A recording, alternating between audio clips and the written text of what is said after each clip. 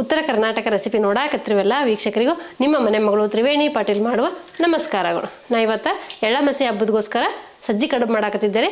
ಸಜ್ಜಿ ಕಡುಬು ಹೆಂಗೆ ಮಾಡೋದಂತೆ ನೋಡ್ಕೊಂಬರೋಣ ಬರ್ರಿ. ಮೊದಲೇದಾಗಿ ನಾನು ಪಾತ್ರೆ ಇಟ್ಕೋತೀನಿ ರೀ. ನಾನೊಂದು ಅರ್ಧ kg ಸಜ್ಜಿ ತೊಗೊಂಡಿನಿ. ಇವೊಂದು ಸ್ವಲ್ಪ ಹುರ್ಕೋತೀನಿ ರೀ. ನಾರ್ಮಲಾಗಿ ಸಜ್ಜಿ ಕಡುಬ ಸಜ್ಜಿ ಹಿಟ್ಟಿಂದ ಮಾಡ್ತಾರೆ. ನಾನು ಇವತ್ತು ಸಜ್ಜಿ ಹುರಿದು ಹಿಟ್ಟು ಮಾಡಿ ಮಾಡಾಕತ್ತೀನಿ ರೀ. ಸಜ್ಜಿ ಈ ರೀತಿ ಇರ್ತಾವೆ ನೋಡಿ, ಇದು ಸಿರಿಧಾನ್ಯದೊಳಗೆ ಬರ್ತೈತೆ ರೀ. ನಾರ್ಮಲಾಗಿ ಸಜ್ಜಿ ರೊಟ್ಟಿ ಮಾಡಿ ಊಟ ಮಾಡ್ತಿರ್ತೀವಿ ರೀ. ಸಜ್ಜಿ ರೊಟ್ಟಿ ಮಾಡಕ್ಕೆ ಬರಲಾರ್ದವ್ರು ಈ ರೀತಿ ಕಡುಬು ಮಾಡ್ಕೊಂಡು ತಿನ್ಬೋದು ರೀ.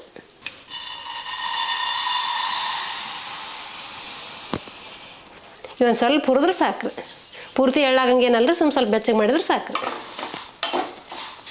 ನೀವು ಸಜ್ಜಿ ಕಡುಬು ಹೆಂಗೆ ಮಾಡ್ತೀರ ಅನ್ನೋದು ಕಮೆಂಟ್ ಬಾಕ್ಸಲ್ಲಿ ತಿಳಿಸ್ರಿ. ನಾನು ನಿಮ್ಗೆ ಅದನ್ನು ಮಾಡಿ ತೋರಿಸ್ತೀನಿ ರೀ.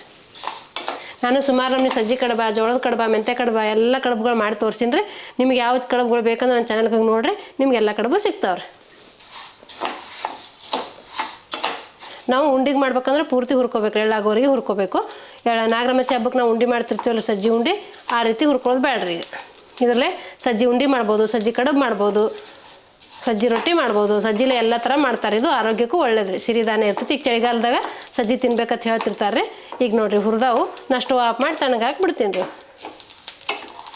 ಸ್ವಲ್ಪ ಬಿಸಿ ಮಾಡ್ಕೊಂಡಿದ್ದನ್ನ ಈಗ ನೋಡ್ರಿ, ನಾ ಸಜ್ಜಿ ಹುರಿದಿದ್ನೆಲ್ಲ ಈಗ ಇವು ತಣ್ಣಗಾಗ್ಯಾವ. ಈಗ ಮಷಿನಿಗೆ ಹಾಕಿ ಹಿಟ್ಟು ಮಾಡ್ಕೊತೀನಿ ನೋಡ್ರಿ. ನಮ್ಮ ಮನ್ಯಾಗ ಮಿಲ್ ಐತಿ, ನಾ ಮಿಲ್ಲಿಗೆ ಹಾಕೊಳಕತ್ತೀನಿ. ನೀವು ಬೇಕಾದ್ರೆ ಗಿರಣಿಗೆ ಹೋಗಿ ಬೀಸ್ಕೊಂಬರೋದ್ರಿ. ಇಲ್ಲಪ್ಪ ಇಷ್ಟೇ ಸ್ವಲ್ಪ ಮಾಡೋದೈತಿ, ಗಿರಣಿಗೆ ಎಲ್ಲಿ ಹೋಗೋದು ಅನ್ನೋದಾದ್ರೆ ಮಿಕ್ಸಿಯಲ್ಲಿ ಹಾಕಿ ನುಣ್ಣಗೆ ಹಿಟ್ಟು ರುಬ್ಕೋಬೋದು ರೀ.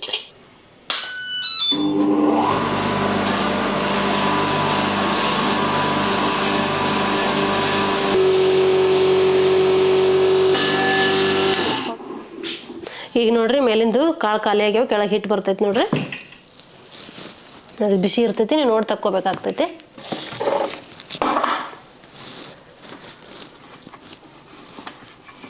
ನೋಡ್ರಿ ಈ ರೀತಿ ಹಿಟ್ಟು ರೆಡಿ ಆಗೈತೆ ನೋಡ್ರಿ, ಸಜ್ಜಿ ಹಿಟ್ಟು. ನೀವು ಹೊರಗಡೆ ಮಿಲ್ಲಲ್ಲಿ ಮಾಡ್ಕೊಂಬಂದಿದ್ರೆ ಜರಡಿ ಮಾಡ್ಕೊರಿ. ಇದು ಜರಡಿ ಮಾಡ್ಕೊಳ್ಳೋ ಅವಶ್ಯಕತೆ ಇಲ್ಲ ರೀ, ಹಾಗಾಗಿ ನಾನು ಜರಡಿ ಮಾಡ್ತಾ ಇಲ್ಲ. ಇದ್ರಾಗ ಫೈಬರ್ ಕಂಟೆಂಟ್ ಇರ್ತೈತಿ, ಹಾಗಾಗಿ ನಾನು ಜರಡಿ ಮಾಡ್ತಿಲ್ಲ, ಹಾಗೆ ಹಾಕೊಂಡೆ ನೋಡ್ರಿ. ನೀವು ಬೇಕಾದ್ರೆ ಜರಡಿ ಮಾಡ್ಕೋಬೋದು ರೀ. ಈಗ ನಾನು ಒಂದು ಸ್ವಲ್ಪ ಹಿಟ್ಟು ಹಾಕೋತೀನಿ ನೋಡ್ರಿ. ನಾವು ಒಂದು ಸ್ವಲ್ಪ ಹಾಕೋತೀನಿ ರೀ, ಮಿಕ್ಕಿದ ಆಮೇಲೆ ಮಾಡ್ಕೋತೀನಿ ರೀ. ರುಚಿಗೆ ತಕ್ಕಷ್ಟು ಉಪ್ಪು ಹಾಕೋಬೇಕು ರೀ. ಇದೆಲ್ಲ ಚಲೋತ್ನ ಮಿಕ್ಸ್ ಮಾಡಿಕೊಂಡು ಸ್ವಲ್ಪ ನೀರು ಹಾಕೊಂಡು ನಾದ್ಕೋತೀನಿ ರೀ. ಈ ತೀರಷ್ಟು ಗಟ್ಟಿನೂ ಅಲ್ಲ, ತೀರಷ್ಟು ಮೆತ್ತಗನೆಲ್ಲ ನಾರ್ಮಲಾಗಿ ನಾದ್ಕೋಬೇಕಾಗ್ತೈತೆ ರೀ. ನಾರ್ಮಲಾಗಿ ರೊಟ್ಟಿ ಮಾಡಾಗ ಏನು ನಾದ್ತೀವಲ್ಲ ರೀ, ಆದ ಇದ್ರೆ ಸಾಕು ರೀ. ನೋಡಿರಿ ಈ ರೀತಿ ಹಂಗೆ ಹೆಚ್ಚು ನಾದ್ಕೋಬೇಕು ರೀ ಹಿಟ್ಟು. ನಾವು ಜೋಳದ ಹಿಟ್ಟಿನ ಕಡುಬು ಮಾಡ್ಬೇಕಾದ್ರೆ ಜಿಗಿಟ್ಟು ಹಾಕೊಂಡು ಮಾಡ್ಕೋತೀವಿ. ಈಗ ಇದು ಸಜ್ಜಿ ಹಿಟ್ಟಿಗೆ ಜಿಗಿಟ್ಟೇನು ಹಾಕೊಳ್ಳೋದು ಬೇಡ, ತಣ್ಣೀರಲ್ಲಿ ನಾದ್ಕೊಂಡ್ರೆ ಸಾಕು ರೀ.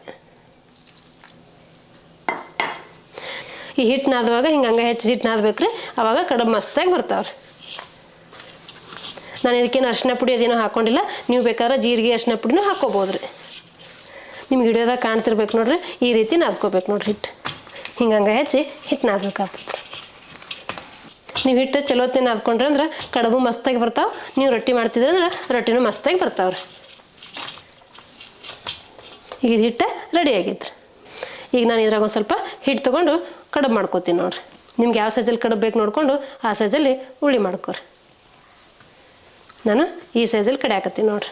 ತೀರಷ್ಟು ದೊಡ್ಡದು ಅಲ್ಲ, ತೀರಷ್ಟು ಚಿಕ್ಕದು ಇಲ್ಲ, ಮೀಡಿಯಮ್ ಸೈಜಲ್ಲಿ ಕಡಿಯಾಕತ್ತೀನಿ ನೋಡ್ರಿ. ಸಣ್ಣ ಸಣ್ಣ ಮಾಡ್ಕೊಂಡ್ರೆ ಬೇಗ ಬೇಯ್ತಾವ್ರಿ. ದೊಡ್ಡ ಮಾಡ್ಕೊಂಡ್ರೆ ಒಳಗೆ ಹಸಿ ಹಿಟ್ಟು ಉಳಿತೈತಿ, ಹಾಗಾಗಿ ಸಣ್ಣ ಸಣ್ಣ ಮಾಡ್ಕೊಂಡ್ರೆ ಒಳ್ಳೇದ್ರಿ. ನೀವು ರೌಂಡಾಗಿ ಆದರೂ ಮಾಡ್ಬೋದು, ಚಪ್ಪಟಾಗಿ ಆದರೂ ಮಾಡ್ಬೋದು, ಇಲ್ಲ ಬಟ್ಲ್ ಸೇಪ್ ಆದರೂ ಮಾಡ್ಕೋಬೋದು. ನಿಮ್ಗೆ ಹೆಂಗೆ ಅನುಕೂಲ ಆಗುತ್ತೆ ನೋಡಿಕೊಂಡು ನೀವು ಹಂಗೆ ಮಾಡ್ಕೋಬೋದು ರೀ. ನಾನು ಈ ರೀತಿ ಮೊದಲೆಲ್ಲ ಕಡ್ದು ಹಾಕೊಳಕತ್ತೀನಿ ರೀ ಉಳ್ಳಿ. ಈಗ ಚಪ್ಪಟಾಗಿ ಒತ್ಕೋತೀನಿ ನೋಡ್ರಿ.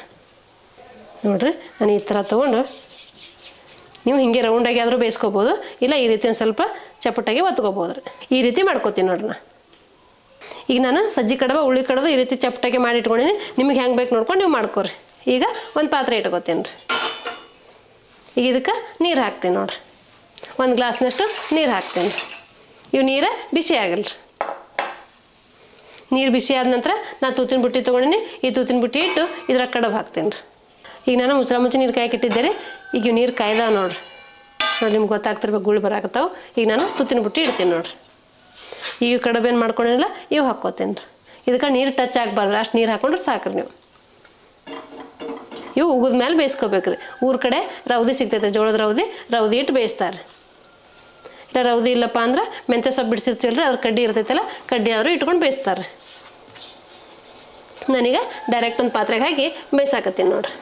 ನಾನು ಎಲ್ಲ ಒಂದೇ ಸತಿ ಬೇಯಿಸ್ಕೊಳಕತ್ತೀನಿ ರೀ. ನೀವು ಬೇಕಾದ್ರೆ ಒಂದು 2-3 ಸಲ ಬೇಯಿಸ್ಕೊಬೋದು ರೀ. ಈಗ ಮುಚ್ಚಳ ಮುಚ್ಚಿ ಒಂದು 10ರಿಂದ 15 ನಿಮಿಷ ಬೇಯಿಸ್ಕೊತೀನಿ ರೀ. ನಿಮ್ಗೆ ಕಡುಬು ಹಾಗೆ ತಿನ್ಬೇಕಂದ್ರೆ ಯಾವುದಾದ್ರೂ ಪಲ್ಯ ಮಾಡ್ಕೊಬೋದು ರೀ. ಹೆಸರು ಕಾಳು ಪಲ್ಯ ಸಬ್ಬಸಿಗೆ ಸೊಪ್ಪು ಹಾಕಿ ಮಾಡಿದ್ರೆ ಮಸ್ತಾಗಿರ್ತೈತಿ. ನಾನು ನಿಮ್ಗೆ ಅದನ್ನು ಮಾಡಿ ತೋರಿಸೀನಿ. ನೀವು ಹೆಸರು ಕಾಳು ಪಲ್ಯ ಆದರೂ ಮಾಡ್ಕೊಬೋದು, ಇಲ್ಲ ಎಲ್ಲ ಕಾಳುಗಳು ಮಿಕ್ಸ್ ಮಾಡಿ ಆದರೂ ಮಾಡ್ಕೊಬೋದು. ಗಟ್ಟಿ ಸೊಪ್ಪಿನ ಪಲ್ಯ ನಾ ಮಾಡಿ ತೋರಿಸಿದ್ದೀನಿ, ನೀವು ಅದು ಆದರೂ ಮಾಡ್ಕೊಬೋದು. ನನ್ನ ಚಾನಲ್ಗೆ ಹೋಗಿ ನೋಡಿರಿ, ನಿಮ್ಗೆ ಎಲ್ಲ ನಮೂನೆ ಸಿಗ್ತೈತೆ ರೀ.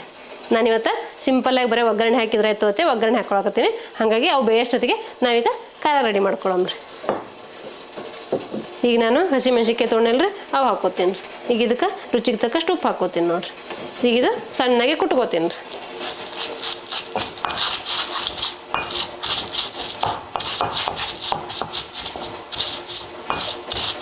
ನಾನು ಉಪ್ಪು ಹಸಿಮೆಣ್ಸಿನ್ಕಾಯಿ ಹಾಕೊಂಡು ಕುಟ್ಟಾಕತ್ತೀನಿ ರೀ. ಅದಕ್ಕೊಂದು ಸ್ವಲ್ಪ ಜೀರಿಗೆ ಹಾಕ್ಕೋತೀನಿ ನೋಡಿರಿ. ನೀವು ಕಲ್ಲಾಗಿ ಎಲ್ಲಿ ಕುಟ್ಟೋದಂದ್ರೆ ಮಿಕ್ಸಿಯಲ್ಲಿ ಹಾಕಿ ಪೇಸ್ಟ್ ಮಾಡ್ಕೊಬೋದು ರೀ. ನೀವು ಅನ್ಬೋದು ನಮ್ಮ ಮನ್ಯಾಗ ಖಾರ ಕಲ್ಲಿಲ್ಲ ಏನು ಮಾಡೋದು ಅಂಥೇಳಿ. ನೀವು ಹಸಿಮೆಣ್ಸಿನ್ಕಾಯಿ ಜೀರಿಗೆ ಉಪ್ಪು ಹಾಕಿ ಮಿಕ್ಸಿ ಜಾರಲ್ಲಿ ಹಾಕಿ ಒಂದು ರೌಂಡ್ ತಿರುಗಿಸ್ಕೊಂಡ್ರೆ ಅದು ಹಸಿಮೆಣ್ಸಿನ್ಕಾಯಿ ಪೇಸ್ಟ್ ರೆಡಿ ಆಗ್ತೈತೆ ರೀ. ನೀವು ಹಾಗೂ ಮಾಡ್ಕೊಬೋದು, ಇಲ್ಲ ಈ ಥರ ಕಲ್ಲು ಇತ್ತಂದ್ರೆ ಕಲ್ಲಲ್ಲಿ ಕುಟ್ಕೊಂಡು ಮಾಡಿದ್ರೆ ಮಸ್ತಾಗಿರ್ತೈತೆ ರೀ. ಈಗ ನೋಡಿರಿ, ನಾನು ಕಲ್ಲಾಗಿ ಹಾಕಿ ಕುಟ್ಕೊಂಡಿನಿ. ಹಸಿಮೆಣ್ಸಿನ್ಕಾಯಿ ಉಪ್ಪು ಮತ್ತು ಜೀರಿಗೆ ಹಾಕ್ಕೊಂಡು ರುಬ್ಕೊಂಡಿನಿ ನೋಡಿರಿ. ನೀವು ಮಿಕ್ಸಿಯಲ್ಲಿ ರುಬ್ಕೊಂಡ್ರೆ ಇನ್ನೂ ಸಣ್ಣಗೆ ಬಾಗುತ್ತೆ ರೀ. ನಾನು ಇಲ್ಲಿ ಕಲ್ಲಾಗೆ ರುಬ್ಕೊಳಕತ್ತೀನಿ ನೋಡಿರಿ. ಈ ರೀತಿ ಕುಟ್ಕೊಂಡಿನಿ ನೋಡಿರಿ. ಈಗ ಇದು ಪೇಸ್ಟ ತಗೊಂಡೊಂದು ಬೌಲಲ್ಲಿ ಎತ್ತಿಡ್ತೀನಿ ನೋಡಿರಿ. ಈಗ ನೋಡಿರಿ, ನಾನು ಒಂದು 10 ನಿಮಿಷ ಬೇಯಿಸ್ಕೊಂಡಿನಿ.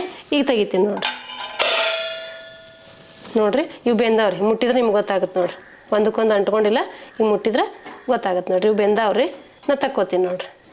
ಈಗ ಇವಕ್ಕೆ ನೀವು ಪಲ್ಯ ಹಚ್ಕೊಂಡಾದ್ರೂ ತಿನ್ಬೋದು, ಹಾಗೆ ಆದರೂ ತಿನ್ಬೋದು ರೀ. ನೋಡಿರಿ, ಈ ರೀತಿ ಬೇಯಬೇಕು ರೀ. ಈಗ ನಾನು ಕಡುಬು ಬೇಯಿಸ್ಕೊಂಡಿನಿ ರೀ. ಈಗ ಅದಕ್ಕೆ ಒಗ್ಗರಣೆ ಮಾಡಬೇಕು. ಈಗ ಒಂದು ಪಾತ್ರೆ ಇಟ್ಕೋತೀನಿ ನೋಡಿರಿ. ಈಗ ಇದಕ್ಕೆ ಒಗ್ಗರಣೆಗೆ ಬೇಕಾಗಷ್ಟು ಎಣ್ಣೆ ಹಾಕ್ಕೋತೀನಿ ನೋಡಿರಿ. ನಾ 2ರಿಂದ 3 ಸ್ಪೂನ್ ಎಣ್ಣೆ ಹಾಕ್ಕೋತೀನಿ ರೀ. ಇದು ಎಣ್ಣೆ ಬಿಸಿ ಆಗಲ್ಲ ರೀ. ಈಗ ನೋಡಿರಿ, ಎಣ್ಣೆ ಕಾಯ್ದೈತಿ. ನಾನು ಸ್ವಲ್ಪ ಸಾಸಿವೆ ಹಾಕ್ಕೋತೀನಿ ನೋಡಿರಿ. ಸ್ವಲ್ಪ ಜೀರಿಗೆ ಹಾಕ್ಕೋತೀನಿ ನೋಡಿರಿ. ಜೀರಿಗೆ ಸಾಸಿವೆ ಸಿಡಿದ ನಂತರ ನಾನು ಒಂದು 2 ಉಳ್ಳಾಗಡ್ಡಿ ಸಣ್ಣ ಕಟ್ ಮಾಡ್ಕೊಂಡು ಅವು ಹಾಕ್ಕೋತೀನಿ ನೋಡಿರಿ. ಸ್ವಲ್ಪ ಕರಿಬೇವು ತೊಗೊಂಡಿನಿ, ಕರಿಬೇವನ್ನ ಹಾಕ್ಕೋತೀನಿ ನೋಡಿರಿ.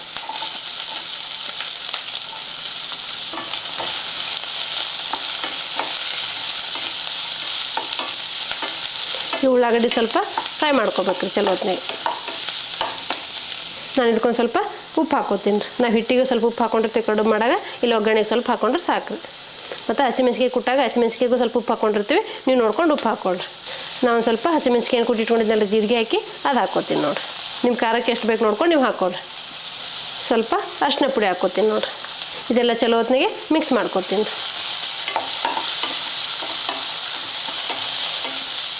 ನೀವು ಬೇಕಾದ್ರೆ ಇದಕ್ಕೆ ಟೊಮೆಟೊ ಹಾಕ್ಕೋಬೋದು. ನಾನು ನಿಂಬೆಹಣ್ಣಿನ ರಸ ಹಾಕ್ಕೊಳಕತ್ತೀನಿ ನೋಡಿರಿ. ಇದೆಲ್ಲ ಒಗ್ಗರಣೆ ಚಲೋ ಹೊತ್ತಿಗೆ ಮಿಕ್ಸ್ ಆದ ನಂತರ ಒಂದೇ ಒಂದು ಹನಿ ನಿಂಬೆಹಣ್ಣಿನ ರಸ ಹಾಕ್ಕೋತೀನಿ ರೀ.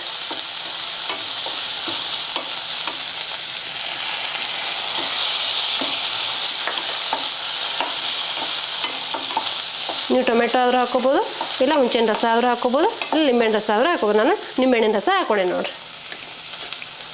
ನೀವು ಇದಕ್ಕೆ ಬೇಕಂದ್ರೆ ಉದ್ದಿನಬೇಳೆ ಕಡಲೆಬೇಳೆನೂ ಹಾಕ್ಕೋಬೋದು ರೀ. ಈಗ ನಾನು ಕಡುಬು ಬೇಯಿಸಿ ಇಟ್ಕೊಂಡಿದ್ನಲ್ಲ ರೀ, ಅವು ಹಾಕ್ಕೋತೀನಿ ನೋಡಿರಿ. ಇವು ಬಿಸಿ ಇರ್ತಾವೆ, ನೀವು ನೋಡ್ಕೊಂಡು ಹಾಕ್ಕೋಬೇಕಾಗ್ತದೆ. ನಾನು ಸ್ವಲ್ಪ ಮಾಡ್ಕೊಂಡಿನಿ. ನೀವು ಬೇಕಾದ್ರೆ ನೋಡಿಕೊಂಡು ಹೆಚ್ಚು ಕಮ್ಮಿ ಮಾಡ್ಕೋಬೋದು ರೀ. ನಿಮ್ಗೆ ಎಷ್ಟು ಬೇಕಾಗುತ್ತೆ ನೋಡ್ಕೊಂಡು ನೀವು ಮಾಡ್ಕೋಬೋದು ರೀ. ನೋಡಿರಿ, ಸಜ್ಜಿ ಕಡುಬ. ಇದಕ್ಕೆ ನೀವು ಪಲ್ಯ ಮಾಡ್ಕೊಂಡಾದ್ರೂ ಊಟ ಮಾಡ್ಬೋದು, ಇಲ್ಲ ಈ ರೀತಿ ಒಗ್ಗರಣೆ ಮಾಡ್ಕೊಂಡಾದ್ರೂ ಮಾಡ್ಕೋಬೋದು ರೀ. ಈಗ ಎಳ್ಳಮಸಿ ಹಬ್ಬಕ್ಕೆ ಸಜ್ಜಿ ಕಡುಬ, ಜೋಳದ ಕಡುಬ, ಹೂರ್ಣ ಕಡುಬ ಎಲ್ಲ ಕಡುಬುಗಳು ಮಾಡ್ತಿರ್ತಾರೆ. ನಾನಿವತ್ತು ಸಜ್ಜಿ ಕಡುಬು ಮಾಡಾಕತ್ತಿದ್ದೆ, ನಿಮ್ಮ ಜೊತೆಗೆ ಶೇರ್ ಮಾಡ್ಕೊಂಡಿರ್ತದೆ ಮಾಡಾಕತ್ತೀನಿ ನೋಡಿರಿ. ಎಳ್ಳಮಸಿ ಹಬ್ಬಕ್ಕೆ ಎಲ್ಲ ನಮ್ಮನೆ ವೆರೈಟಿ ಪಲ್ಯಗಳು, ಕಡುಬುಗಳು, ರೊಟ್ಟಿಗಳು ಎಲ್ಲ ಥರ ಮಾಡ್ತಿರ್ತಾರೆ ರೀ. ನಾನಿವತ್ತು ಸಜ್ಜಿ ಕಡುಬು ಮಾಡಾಕತ್ತೀನಿ. ಹಿಂದಿನ ಎಪಿಸೋಡಲ್ಲಿ ಶೇಂಗಾ ಹೋಳಿಗೆ ಮಾಡಿದ್ದೀನಿ. ನಿಮ್ಗೆ ಯಾವ ಬೇಕು ನೋಡಿಕೊಂಡು ನೀವು ಮಾಡ್ಕೊಬೋದು ರೀ. ಎಳ್ಳಮಸಿ ಹಬ್ಬಕ್ಕೆ ಈ ರೀತಿ ಮಾಡಿಕೊಂಡು ಹಬ್ಬ ಆಚರಿಸ್ಕೋಬೋದು ರೀ. ಈಗ ಇದಕ್ಕೆ ಕೊತ್ತಂಬರಿ ಹಾಕಿ ಮಿಕ್ಸ್ ಮಾಡಿದ್ರೆ ಸಜ್ಜಿ ಕಡುಬು ರೆಡಿ ಆಯ್ತು ರೀ.